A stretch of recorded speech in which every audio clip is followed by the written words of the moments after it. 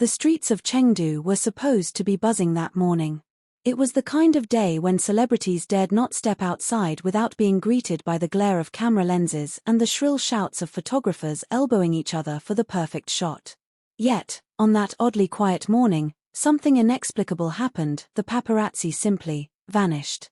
And right in the heart of that silence, two of China's most talked-about stars, Wang and Xiao, were spotted moving through the city like shadows, leaving behind a trail of whispers and unanswered questions. It began just after dawn. The sun had barely begun to stretch its light across the jade-green rooftops of Chengdu when a black sedan rolled slowly to a stop outside a narrow alleyway off Xiangzi. The air was cool, tinged with the faint scent of steamed buns from a nearby breakfast stall. The driver stepped out first, scanning the street like he was expecting trouble. But there was no trouble. There was nothing. No reporters, no fans, no curious passers-by. The rear door opened, and out stepped Xiao. He was dressed in muted colors, a soft gray hoodie and a baseball cap pulled low, shadowing his sharp eyes. Moments later, from the opposite side of the street, a motorbike pulled up. Wang dismounted, helmet still on, his movements deliberate, almost calculated. The two didn't greet each other immediately. They stood apart for a moment, as if testing the stillness around them. It was as though they both sensed the strangeness of the moment, that the city had given them an impossible gift, privacy. They walked side by side into the maze of alleys, their steps light, voices barely audible over the occasional rumble of a delivery truck passing in the distance. This was Chengdu, yet it felt altered, as if someone had pressed pause on the chaos of the outside world. A shopkeeper later claimed he saw them pause at a tiny tea house that didn't even have a signboard. The door was slightly ajar, revealing a single elderly man brewing tea in silence. The pair entered, taking seats by a small window that overlooked the alley. No bodyguards. No assistants. Just two men pouring steaming tea into fragile porcelain cups, occasionally exchanging glances that carried more than words could. Inside that tea house, time seemed to bend. The old man didn't ask for their names. He didn't need to. The tea leaves unfurled slowly in the hot water, releasing a deep, earthy fragrance that mingled with the faint sound of bamboo wind chimes at the door. At one point, Yibo leaned forward, saying something low enough that even the closest table couldn't catch it. Xiao's lips curved into a rare, slow smile, not the polished one for cameras, but the kind that starts in the heart. Meanwhile, outside, the city remained curiously quiet. Normally, Chengdu's celebrity gossip network worked faster than any news outlet. The moment a public figure stepped out, eyes spotted them, messages flew, and the crowd gathered. But that day, it was as if the network had gone offline. No tips. No chases. No flashbulbs. The stillness allowed them to do something unheard of: walk through the morning markets without disguise. They strolled past stalls selling fresh lychees, chestnuts roasted on iron pans, and sugar paintings shaped like dragons. An elderly vendor pressed two warm buns into their hands, insisting they were on the house. Xiao laughed softly, thanking him, while Yibo shot him a sideways look, half amusement, half disbelief at how easily they were blending in. There was a moment that stood out, one that, if it had been photographed, would have set the internet on fire. They stopped by a narrow bridge over a small stream where koi fish darted beneath the surface. Xiao leaned over the rail, tossing tiny crumbs from his bun into the water. Yibo stood beside him, close enough that their shoulders almost brushed, watching the fish ripple the surface. The quiet was heavy but comforting, like a secret they didn't have to speak aloud. Theories about that morning have since exploded online. Some say it was meticulously planned, a decoy operation involving fake sightings elsewhere in the city to lure the paparazzi away. Others believe it was pure coincidence, a glitch in the ever-watchful system of celebrity surveillance. But a smaller, more romantic corner of the internet whispers that perhaps, just perhaps, Chengdu itself conspired to protect them for a few precious hours. After leaving the market, they wandered into an old courtyard garden hidden behind a crumbling wooden gate. The space was lush, overgrown with ivy, and filled with the sound of a trickling stone fountain. There, they sat on a weathered bench, speaking in low tones. A cat, orange and plump, leapt into Xiao's lap, curling up instantly as if it had known him forever. Yibo chuckled, pulling out his phone to snap a photo not for social media, but for himself. It was in that garden that something unspoken seemed to pass between them. A momentary pause in their conversation stretched long, and in the stillness, their eyes met. Not as co-stars. Not as public figures. But as two men who had weathered storms together and now found themselves in rare, unguarded peace. By late morning, the spell began to lift. The first fan sighting popped up online blurry, taken from a bus window showing two figures walking toward the edge of the Xinjiang River. The caption read, "Was that them?" Within minutes, the network lit up again. Paparazzi scrambled, racing to the location. But by the time they arrived, Yibo and Xiao were gone. Witnesses said they were last seen near a riverside path, their figures framed by willows swaying in the breeze. Yibo was wheeling his motorbike, helmet in hand, while Xiao adjusted the strap of a simple canvas bag slung over his shoulder. They exchanged a few words, a quick smile, and then, without ceremony, went their separate ways. Yibo mounted his bike and roared off toward the highway, while Xiao disappeared into a side street, blending into the midday crowd that had finally returned to its usual hum. Hours later, gossip forums were ablaze. Where were the bodyguards? How did they escape detection? Why Chengdu, of all places? Some claimed to have seen black vans parked discreetly in the distance earlier that morning, others swore the streets had been mysteriously cleared, almost as if by arrangement. But the most compelling theory came from a small-time photographer who admitted, anonymously, that he had been in the area that morning with his camera. He claimed that every time he tried to focus on them, his equipment malfunctioned, batteries drained in seconds, memory cards corrupted. "It was the strangest thing," he wrote. "It's like something didn't want them to be photographed." In the end, no official statement was made. Neither Yibo nor Xiao ever spoke publicly about that morning in Chengdu. Yet the memory of it has lingered in the collective imagination, a rare moment when the relentless machine of fame was silent, and two friends, or perhaps something more, could simply exist. To this day, fans refer to it as the vanishing morning.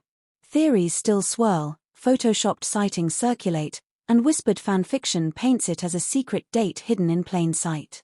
But those who believe in the magic of that morning know the truth lies somewhere between coincidence and destiny.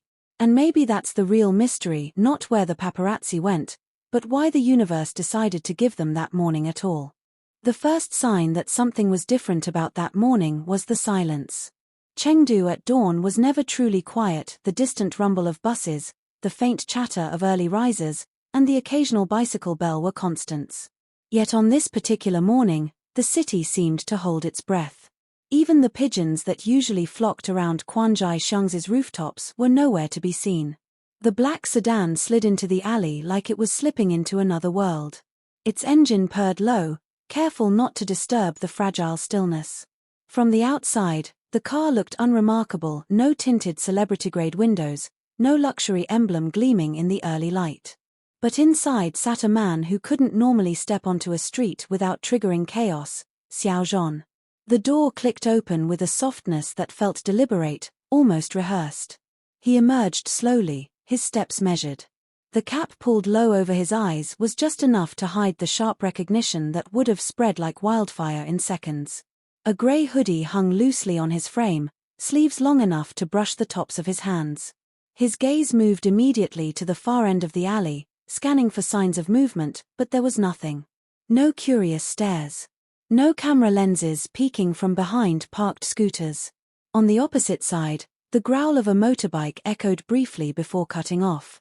A sleek black machine rolled to a stop, and its rider swung one leg over the seat with casual precision.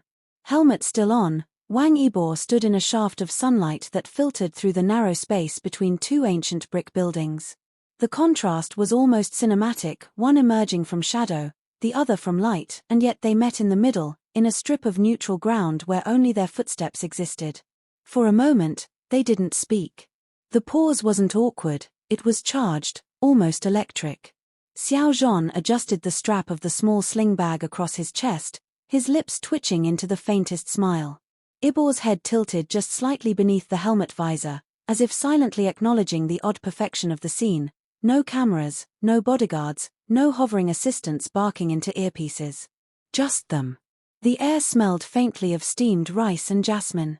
Somewhere deeper in the alley, a shopkeeper was unlocking his doors, the creak of the hinge carrying further than it should have.